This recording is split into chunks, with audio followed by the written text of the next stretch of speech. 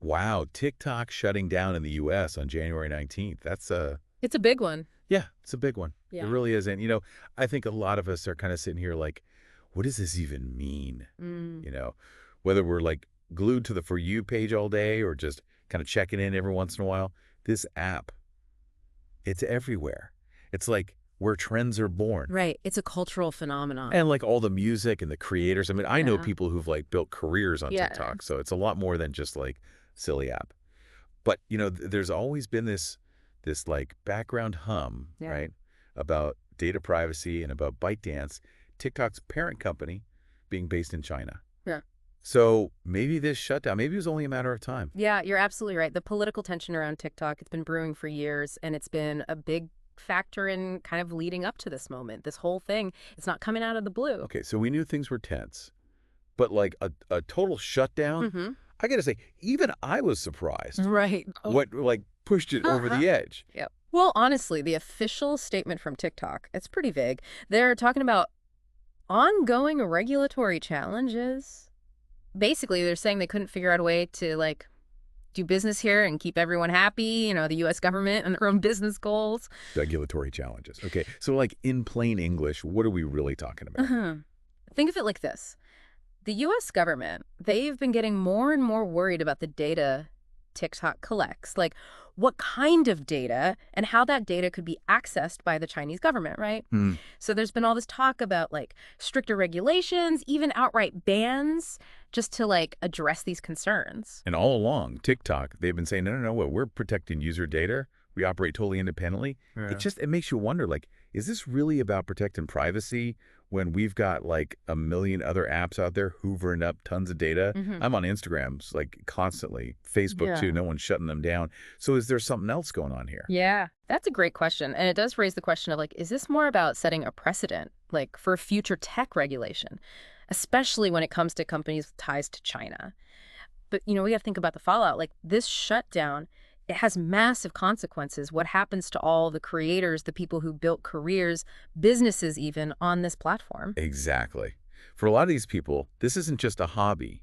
It's their livelihood, their income. Hmm. So what are they doing? What strategies are you seeing them use? I mean, are they just out of luck? Oh, I wouldn't say out of luck, but yeah, it's a scramble to adapt. We're seeing this huge migration over to like Instagram Reels, YouTube Shorts. But the thing is, copying TikTok's magic, not so easy.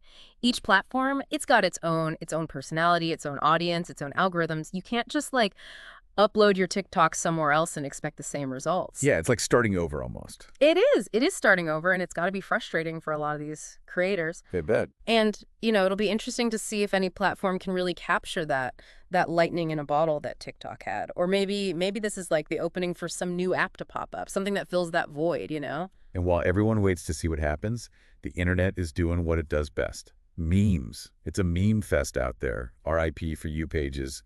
Everyone moving to MySpace. It's hilarious. It is. But it also shows you how deeply embedded TikTok has become, in our culture. Absolutely. Like it's fascinating, right? We're all kind of like collectively mourning the loss of this digital space. And those memes, they're not just jokes. It's a way to process this change. Like finding the humor in this uncertain time. So we've got creators trying to figure out their next move, memes everywhere, and this big old question mark hanging over the future of short-form video. Hmm. What do you think? Like, big picture, what's the legacy of TikTok, even if the app itself, goes away? I think TikTok's impact on the way we consume content, the way we create content, it's undeniable. All those viral trends, the music that blew up, even the way brands interact with their audiences, that doesn't just vanish overnight. Even if there isn't one single successor, the TikTok era, it's changed things. Makes you think.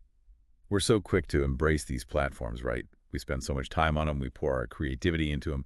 But then what? What happens when that platform is gone? Where do we go? And like, what does that tell us about our relationship with social media?